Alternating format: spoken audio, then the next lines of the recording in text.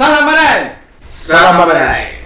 Assalamualaikum warahmatullahi wabarakatuh. Selamat sore badai semua. Hari ini saya kedatangan tamu dari rekan kita, Bang Remon ya. Bang Remon selaku Sekretaris Asosiasi Pengemudi Online Bersatu. Siap. Bang Remon, apa itu ASPOB? ASPOB adalah kepanjangan dari Asosiasi Pengemudi Online Bersatu. ASPOB sendiri lahir dari satu keadaan yang miris buat driver online, khususnya yang tergabung di dalam yang dalam hal ini tergabung dalam program Gold Captain. Gold Captain. Oke. Jadi apa yang melatar belakangi sehingga kawan-kawan ASPOB ini, asosiasi driver online ini bergabung gitu? Hal yang pertama yang saya sampaikan bahwa jumlah kami pertama pada awal pembentukan ASPOB ada 300 orang. 300 orang, Bang. Cukup banyak ya? Itu pengemudi online semua? Pengemudi online Gold Captain, Bang. Gold Captain. Oke. Jadi hal yang melatar belakangi lahirnya ASPOB ini adalah kesamaan nasib. Kami memperjuangkan nasib kami dalam hal pertama kepemilikan kendaraan yang seperti dijanjikan di awal program Gold Captain kepemilikan kendaraan. Oke. Yang kedua adalah kami memperjuangkan apa yang menjadi terkait dengan perubahan-perubahan yang terjadi yang tanpa ada sosialisasi maupun persetujuan antara pihak-pihak yang mengikat perjanjian. Oke. Tadi dibilang Abang memperjuangkan program. Jadi kalau bisa dijelaskan program apa itu, Bang? Gold Captain tadi itu semacam apa? Program apa? Gold Captain adalah satu program yang diinisiasi oleh Indonesia untuk memfasilitasi masyarakat yang ingin bergabung tapi tidak memiliki kendaraan. Oke, sebagai driver online tapi tidak memiliki kendaraan. Tapi tidak memiliki kendaraan. Dengan jangka waktu kerja 5 tahun. Oke, dengan jangka waktu kerja 5 tahun. Ya. Lantas itu yang menjadi daya tarik atau apa? Itu program itu diluncurkan untuk hanya sebagai driver online tadi dengan daya tarik tadi atau bagaimana? Jadi balik lagi kalau ngomong daya tarik ini menarik, Bang. Jadi awalnya program ini diluncurkan, antusias masyarakat luas untuk bergabung ini luar biasa. Karena seperti informasi yang saya sampaikan di awal bahwa ini adalah program kepemilikan kendaraan. Jadi dalam videonya Pak Rita menyampaikan bahwa bekerja sambil berinvestasi. Bekerja sambil berinvestasi. Jadi kami bekerja bergabung dengan Grab, bekerja sambil menyicil membayar kendaraan yang pada akhirnya setelah 5 tahun itu menjadi milik kami. Oke. Itu hal yang menarik kami untuk bergabung untuk menjadi driver online. Oke. Bergabunglah kawan-kawan ini, driver online ini. Lantas masalahnya apa? Apa yang menjadi permasalahan sehingga ini bergabung, atau hanya sebatas asosiasi kesamaan driver online, atau memang ada isu besar yang harus diperjuangkan gitu? Ada isu besar yang kami perjuangkan, Bang. Iya. Jadi awal kami bergabung, ketertarikan kami adalah Gold Captain program kepemilikan kendaraan 5 tahun. Semua proses, dari awal proses, mulai dari informasi yang kami dapatkan, verifikasi data, terus pemenuhin syarat-syarat administrasi yang harus kami penuhi itu tidak jauh berbeda dengan lembaga sistem yang diterapkan oleh lembaga pembiayaan atau leasing, kalau kita kenal dengan nama leasing. Terkait apabila kita mau akad kredit mobil atau kendaraan. Jadi semua berjalan dengan baik, ya kan? Dari tahun pertama perekrutan, training, bekerja itu semua berjalan dengan baik. Memasuki tahun ketiga, permasalahan kembali timbul, Bang. Mulai timbul, memasuki tahun ketiga, Bang. Jadi permasalahan-permasalahan yang timbul itu lebih banyak kepada banyak kebijakan-kebijakan yang dikeluarkan oleh PTT yang adalah mitra terpercaya dari yang tidak ada sosialisasi ataupun tidak ada persetujuan kepada pihak-pihak yang mengikat perjanjian tersebut. Oke. Jadi status antara teman-teman driver online dengan itu statusnya adalah mitra.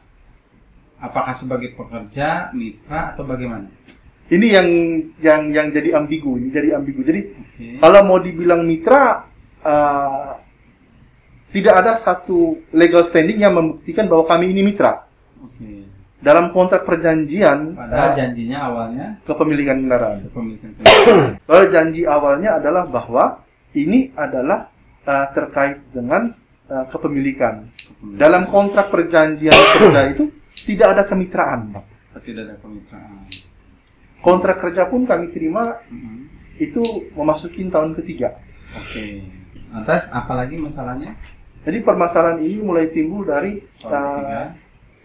perubahan-perubahan kebijakan yang seperti saya sampaikan di awal. Awalnya itu notifikasi terkait cicilan kendaraan itu adalah cicilan kendaraan dari Mei 2017 sampai dengan September 2017. Memasuki November, redaksi kelimatnya berubah menjadi rental fee atau pembayaran sewa menyewa kendaraan. Itu yang diperjuangkan oleh rekan-rekan driver online. Jadi ada apa dari perubahan tadi? Perubahan secara sepihak tanpa ada kurang lebih seperti itu, Bang. Konfirmasi. Itu pertama. Yang kedua terkait dengan perubahan skema. Di November 2019 itu menjadi skema berlian. Skema berlian. Di mana hal yang kami garis bawahi adalah di dalam skema berlian itu tidak ada insentif. Sedangkan di dalam perjanjian itu diatur insentif itu diperoleh dari total argo yang didapat dan insentif khusus. Di samping itu juga ada garansi tarif. Itu semua dihilangkan, Bang. Jadi pure murni memasuki November 2019 kendaraan itu kami bayar dari hasil ngetrip. Kan, sedangkan hasil ngetrip ini kalau mau dibilang buat kehidupan hari-hari saja itu udah kembang kempis. Jadi banyak teman-teman yang menunggak di situ dan diperparah dengan corona di Februari 2020. Dan dilakukannya penarikan juga. Dilakukan penarikan dari ada notifikasi yang dikeluarkan untuk menarik kendaraan ke pool ke semua pool yang disiapkan. Artinya skema tentang kepemilikan semakin jauh dari harapan. Dari gitu, janji yang awalnya disampaikan. Ya, benar sekali. Pak Kusnadi, selamat siang Pak Haji. Selamat siang Bang Badai. Tadi Bang Raymond selaku Sekretaris Asosiasi Pengemudi Online Bersatu sudah menyampaikan apa sih yang melatar belakangi berdirinya Aspol. Ya. Lalu ada permasalahan di sana. Ada ketidaksesuaian janji dari salah satu perusahaan online ini yang mengakomodir driver online ini. Ada tidak kesesuaian janji, perubahan skema secara berubah-ubah dan tidak sesuai lah dengan harapannya dari para driver online. Lantas Pak Kusnadi ini kan selaku salah satu kuasa ya dari para driver online yang sudah melakukan upaya hukum. Nah, bisa diceritakan apa upaya hukum yang sudah dilakukan untuk harapannya memenuhi kepentingan dan hak-hak dari para driver online ini. Jadi terima kasih sebelumnya Bang Badai, Bang Raymond. Jadi memang ini berawal ketika adanya permintaan bantuan hukum kepada PBH Pradi Cibinong, yang mana saya kebetulan di situ sebagai wakil ketua PBH Pradi Cibinong. Ini salah satu peristiwa yang menarik buat kami karena di sini merupakan suatu peristiwa pertama banyak pihak-pihak yang dirugikan. Yang kedua, dampak yang terjadi terkait permasalahan ini pun sudah terjadi. Jadi semacam efek dari satu peristiwa. Saat ini kami PBH Pradi Cibinong mewakili 4 orang sedang melakukan upaya hukum terkait adanya suatu peristiwa penarikan kendaraan secara paksa yang dilakukan oleh pihak-pihak yang mengaku dari perwakilan pihak. Dengan melakukan yang kami anggap itu melakukan penarikan dengan cara-cara melawan hukum. Kami meminta kepada teman-teman juga ketika kita diskusi dengan teman-teman sebelum kita melakukan upaya hukum ini, agar kita selalu tetap memegang mekanisme hukum yang sesuai ada di negara kita. Jadi menurut kami begini, Bung Badai, di dalam satu kesepakatan yang dibuat oleh pihak-pihak, dalam hal ini PT selaku di situ pemilik kendaraan dengan sistem sewa rental, ya, dengan driver, dan satu lagi pihak PT Indonesia selaku pemilik aplikasi. Di situ jelas disebutkan bahwa bila mana ada sengketa itu harusnya diselesaikan dengan cara musyawarah, dan ada waktu yang ditentukan di situ. Yang kedua, menunjuk pengadilan negeri di mana domisili pihak perusahaan ini ada untuk menyelesaikan sengketa tersebut. Artinya menurut kami seharusnya para pihak ini mengedepankan apa yang sudah diperjanjikan dengan melakukan upaya hukum ke pengadilan, bukan dengan cara-cara melakukan pengambilan kendaraan dengan cara-cara melawan hukum. Terlebih kami juga melihat dari video yang kita dapat, yang mungkin nanti akan kita gelar dalam pembuktian di persidangan, itu melibatkan oknum aparat dalam turut melakukan penarikan paksa tersebut. Terlebih lagi juga ini kan menjadi ada satu kendaraan juga yang ditarik menggunakan mobil derek, padahal orang tersebut sedang tidak ada di rumah, yang tentunya juga membuat psikologis keluarganya menjadi terganggu, seolah-olah driver ini adalah pelaku kejahatan, ya kan, selaku pihak yang mengambil orang lain. Artinya hal ini juga merugikan, tidak hanya berdampak kepada driver tersebut, tapi juga kepada keluarga si driver tersebut. Jadi kerugian material lah ya. Lantas materialnya mungkin? Nah, di dalam kesepakatan itu jelas bahwa ada janji dari pihak pemilik aplikasi yang disebutkan tadi oleh Pak Raymond selaku sekretaris asosiasi, ya. Itu disebutkan bahwa di situ kan ada janji kepemilikan mobil selama 3 tahun. 5 tahun. 5 tahun ya, 5 tahun. Nah, ketika 3 tahun berjalan, ini mulai timbul permasalahan. Artinya sesuai dengan janji itu ada juga janji untuk memberikan skala prioritas dalam melakukan mendapatkan konsumen, sewa lah, bilang itu mendapatkan, bahasa driver online ini dapat penyewa lah, dapat order priority lah ya. Ya, artinya setelah 3 tahun berjalan, kalau menurut analisa kita, mungkin kalau di breakdown nilai mobil sudah kembali. Nah, ini yang harus kita cari, apakah di sini ada dugaan kerjasama antara dari untuk agar seolah-olah driver ini tidak bisa melakukan pembayaran, karena setelah 3 tahun itu mereka agak sulit untuk mendapatkan order secara prioritas. Kadang mereka keluhkan sinyal lah terganggu, ya kan? Artinya itu suatu ekses di luar gugatan yang ada lah ya. Di luar memang. Itu dugaan. Itu hanya analisa kita ya. Dugaan ya. Artinya sehingga kalau menurut kami ini ada satu celah, ya kan? Ada satu celah di mana kemampuan para driver ini tidak bisa memenuhi kewajibannya. Di-set untuk memang seperti itu. Tidak bisa melakukan kewajibannya, sehingga dilakukan penarikan. Betul. Nah, ini baru analisa kami secara logika kami mungkin masuk ke arah seperti itu. Ketika seseorang tidak memiliki kemampuan, otomatis kan dia tidak dapat menjalankan kewajibannya, gitu kan.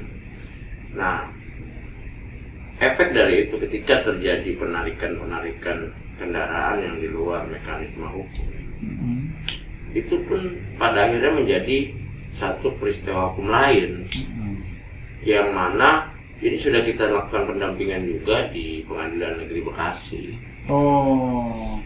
Terkait adanya peristiwa dugaan pengeroyokan yang dilakukan oleh driver kepada pihak yang diminta untuk melakukan penarikan tersebut. Artinya apa? Kalau menurut kami, ketika para pihak ini mematuhi apa yang diperjanjikan, mematuhi bahwa negara kita adalah negara hukum yang memang seharusnya para pihak ini menjalankan sesuai mekanisme hukum yang ada, tentunya ini kan tidak akan terjadi peristiwa-peristiwa seperti ini. Jadi seolah-olah jadi ada pelaku perbuatan melawan hukum menjadi korban melawan hukum. Seolah-olah bisa dikatakan seperti itu. Yang seharusnya korban menjadi pelaku lah. Kan seperti itu. Karena kalau kita lihat mereka cuma hanya mempertahankan apa yang menjadi haknya. Artinya kalau memang semua saling membuka diri untuk menyelesaikan permasalahan ini sesuai dengan apa yang diperjanjikan, tentunya masalah ini saya pikir bisa selesai dengan. Nah, itu mungkin salah satu tujuan dilakukannya gugatan perbuatan hukum. Betul. Jakarta Selatan ini. Betul. Dan kami minta menyarankan kepada selaku kuasa hukum dari teman-teman driver online yang tergabung di Gold Captain, kami minta kalau memang kita mau dampingin, ya kita jalankan sesuai mekanisme hukum yang ada. Artinya kita jangan melakukan hal-hal yang di luar atau tidak diatur dalam perundang-undangan. Artinya itu pun terjadi gesekan kan di lapangan, kan mobil ditarik, terjadi pengeroyokan.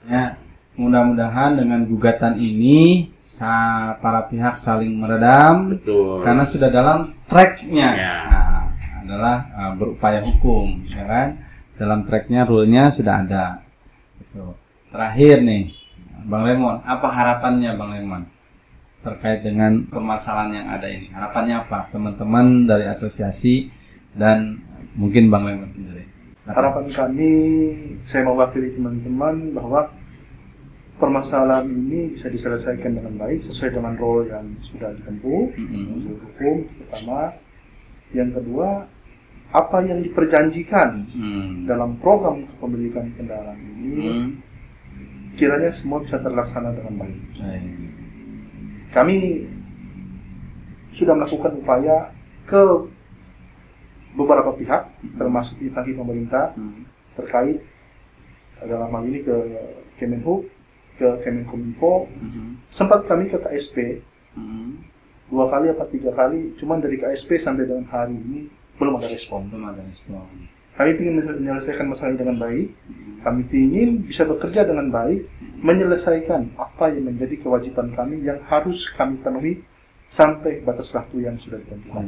Dan hak yang sudah kami harusnya didapatkan, biarlah itu menjadi hak kami. Terkait dengan cicilan kendaraan, kepemilikan, ya kan, hak kami untuk bisa bekerja, kurang lebih seperti itu, Bang. Baik, terima kasih Pak Kusnadi. Sama-sama, terima kasih Bang Raymond. Terima kasih, Bang. Mudah-mudahan ada jalan keluar yang terbaik karena ini menyangkut banyak orang, ya kan? Amin. Tadi aja anggotanya 300 orang, mungkin lebih ya. Nah, mudah-mudahan ada solusi yang terbaik, terutama turun tangannya pemerintahan untuk mengatasi masalah ini. Amin. Demikian, selamat sore, salam badai.